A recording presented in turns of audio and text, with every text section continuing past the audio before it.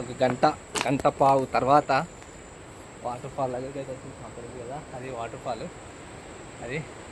And ఇది వచ్చేసి కింద 2 మెగావాట్ హైడ్రో ప్రాజెక్ట్ ఉంది, హైడ్రో పవర్ ప్రాజెక్టు. ఇది వచ్చేసి వీళ్ళు ఉండే ఇల్లు.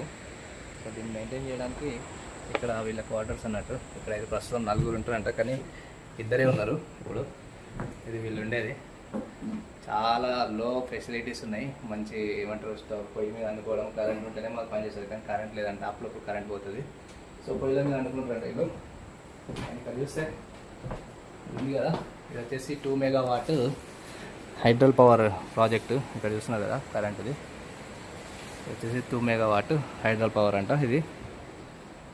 ఇక్కడ 2 ఉన్నారు లాస్ట్కి. ఒక ఊరు నుంచి దాదాపు 2 to 3 కిలోమీటర్స్ కిందికి వస్తే ఏ ఫెసిలిటీస్ లేదు ఇక్కడ.